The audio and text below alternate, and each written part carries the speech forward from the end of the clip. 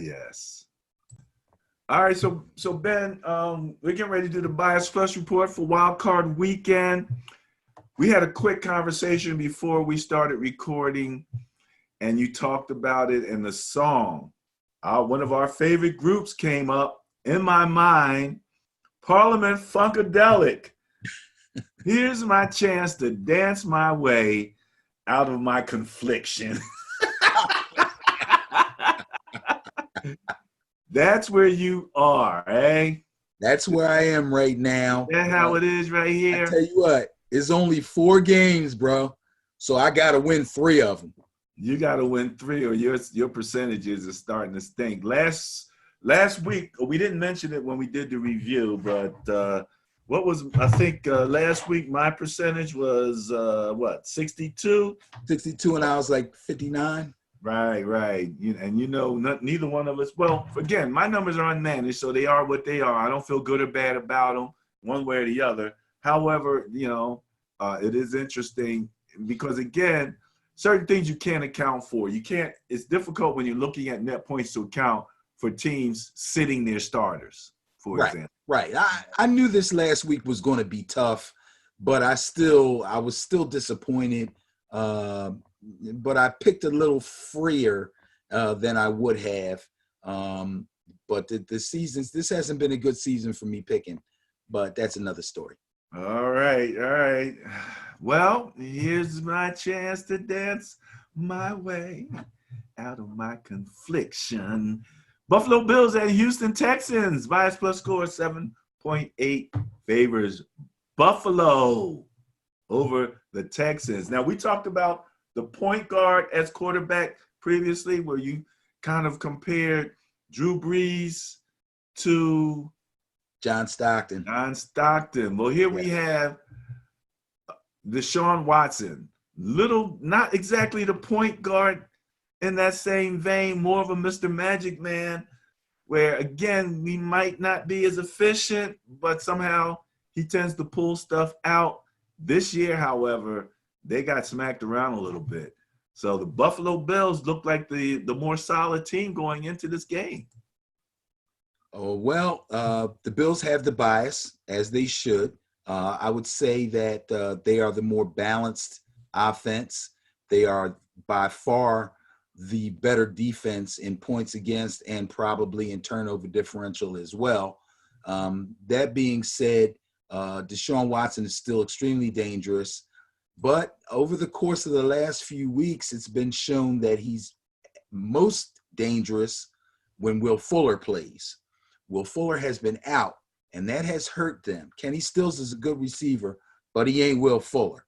And Hopkins can't do it all by himself, especially with a mediocre running game. Now, I don't know if Fuller's going to be a full go yet. It's only Thursday, so they still have today's practice and I guess tomorrow's walkthrough. Do they play on Saturday? AFC Saturday. Oh, that's right. We did say that. So they're playing on Saturday. So if Fuller plays, I still like the Bills. I'm going to say I'm picking the Bills to win the game, but it'll be a much better game if Fuller plays, and the Texans will have a better chance if Fuller plays. But I really think that the Bills, if they are able to run the ball like I think they will be able to, even with J.J. Watt there, because J.J. Watt's a pass rusher, let's face it, and they're going to try their best to win this game as much as they can on the ground. So if Josh Allen can do even a little tiny Lamar Jackson imitation, the Bills should be able to control the ball, control the clock, control the scoreboard, win the game. Okay, going with the bias on this one. All righty, I ain't mad at you. Here we go. What's up next? Tennessee Titans at New England Patriots. Look at the size of the bias, plus 22.8 favors the Patriots. And here comes Derrick Henry motoring down the middle of the field. So here comes the league rushing leader and the quarterback with the best passer rating in the league. Oh, okay. Rolling in. That's right. He did. Rolling in. So all the gaudy statistics, including our power ranking statistics that the Patriots have put up, are in danger. I'm not going to second guess myself on this one because I'm still second guessing myself on another game. So I'm just going to let this one fly. Yes, that's right. I'm taking the Tennessee Titans. Okay. You look at me like, you give me the look like, all right, dude, why? And it's funny because, again, number 1 in turnover differential, Patriots. Number 1 on defense, Patriots. True. You know, True. Experience, Patriots. True. Quarterback rating may go to the Titans. I don't know how much I'm going to put on that one. This is what I'm going to do. I'm going to take you back to the Patriots' undefeated season when the Giants beat them in the Super Bowl. The reason the Giants beat them in the Super Bowl because they got hot at the right time. And I'm telling you, Tennessee is cooking right now. And they don't have to wait to the Super Bowl to get to them or go through anybody else to get to them. They can get to them right now. They are ripe for the picking. They're coming off that Dolphins loss, which they tried to win that game. Things just didn't work out for them, and they were home. I'm telling you, man, this is the one. Interestingly, you mentioned the Dolphins. I actually went back to remind myself what happened last year when the Patriots lost to the Dolphins. Yeah, it was a trick play, though. This time they rolled down the field on them boys. They had some Fitz magic going for them. That's as good as absolutely. Oh, real fast on Fitz magic. You know he's the only quarterback to have beaten the Patriots when quarterbacking 3 different teams. No, I didn't know that. Yes, he beat him as a Dolphin. He beat him as a Texan, I want to say. And I think he beat him as a Jet. Wow. Well, we talked about how strange that game always is. Right. That's a division game. It always just gets weird. It just gets weird. What can I tell you? All right. Next up, Minnesota Vikings going into the Dome in New Orleans. Kirk Cousins, big chance. You couldn't get it done on Monday night, but the Bias Plus score 4.8 favors the New Orleans Saints. And Dalvin Cook, is he back? I believe Dalvin Cook will be back. I can check on that real fast, but you go ahead. I'll check on that real quick. Okay. So Dalvin Cook being back will be a really good thing for the Vikings. And the fact that this game will be played on Sunday instead of on Monday is probably a really good thing for Kirk Cousins. He didn't have to play last week, so he's rested and he's ready and all that other good stuff.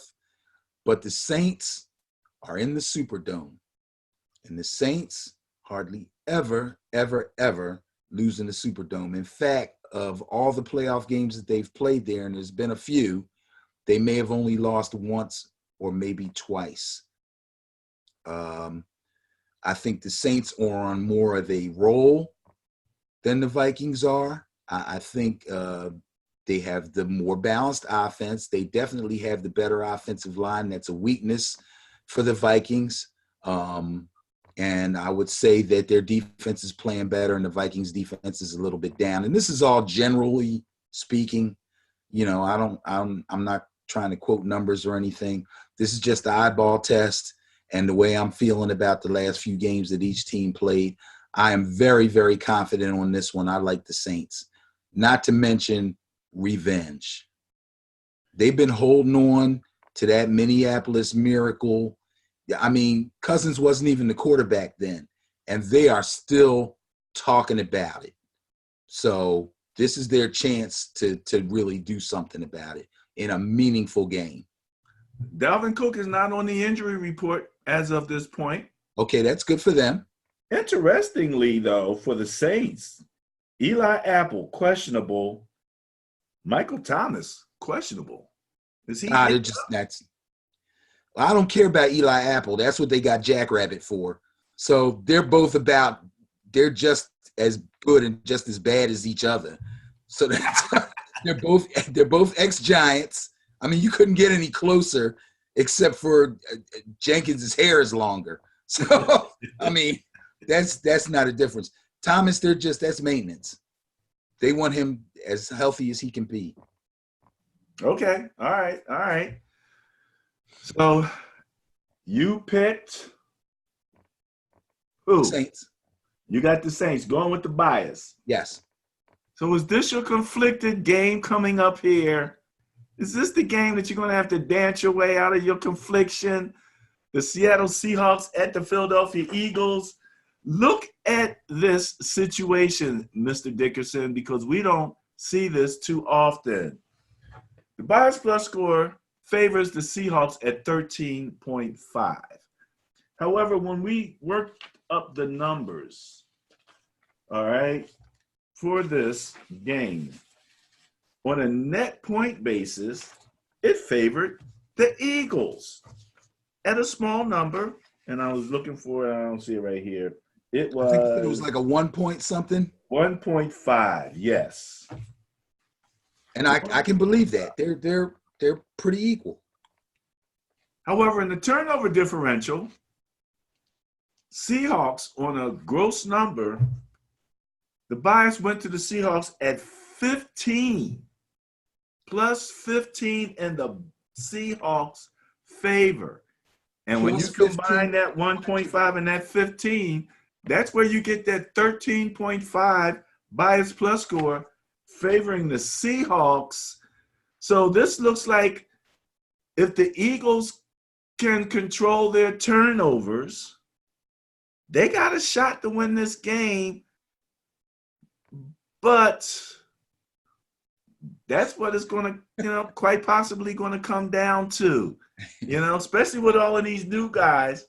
And, that Seahawks are exactly the Legion of Boom, but they can still got a little boom, much less they got a little bit of juice now. Beast Mode did not have a bad game. He got stuffed on fourth down one time when they thought he was going to be able to come in and beast mode somebody. But I told you, we got dogs over at the Niners, boy. You just ain't coming in, bullying them guys like that. However, he had a nice, productive day. So they said that after the game, he was not too well. He was good, not really injured, didn't have a lot of soreness or whatever. So he came out of that game with the Niners somewhat healthy, and it's going to be interesting to see. I'm sure if whoever the Eagles are who has tickets, it's going to be kind of a historical game because who knows, who will get to see beast mode ever again in the Seahawks uniform. Wow. Yeah. I think the only problem he had was he was a little gassed. He was asking for oxygen on the sideline. I caught a little audio of that. But he was kind of laughing about it, and there was some Skittles down at his feet. So I don't that might have had something to do with it. But yeah, I think other than not being in football cardio shape, he looked like he was pretty good, and he did show some flashes. To pick this game, I can only go back and look at the last couple of games that each of the teams had. And I'll say this. I'm going to look back just 1 week for the Seahawks. They played a good game against the 49ers, a team that potentially could be in and win the Super Bowl. They had an opportunity to win that game, and it was a hard-fought game. And they had some coaching mishaps, I'll call them, at the end of the game. Otherwise, perhaps they pull out the victory.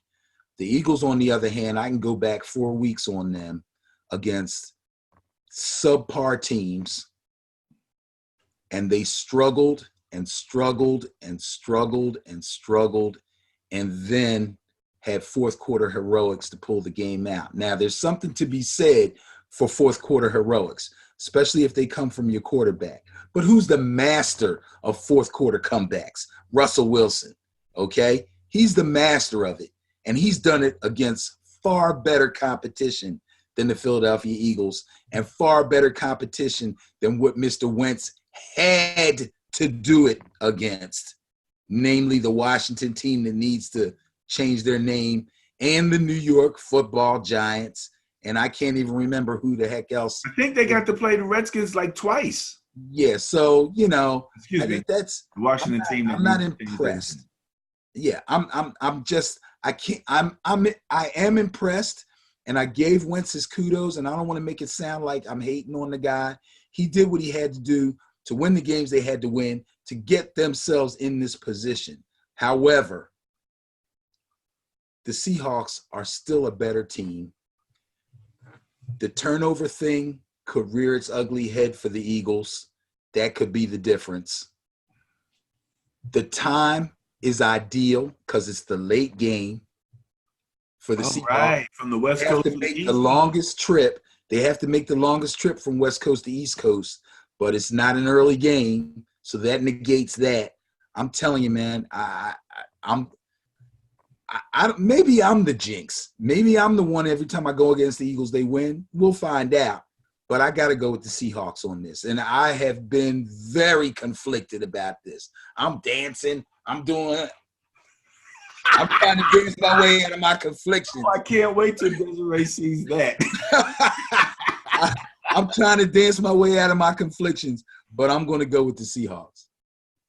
Yeah, it's one thing to have such a great showing with your practice squad backups and coming in and beating the Giants and beating Washington and pulling it out and, saving the day and everything. It's another thing to do that with your backups against top competition. And that's what they're going to have to do. So this is going to be an extremely interesting game. Okay. Only 4 games that we had to really go over in the Bias Plus report. We're finishing that out right now.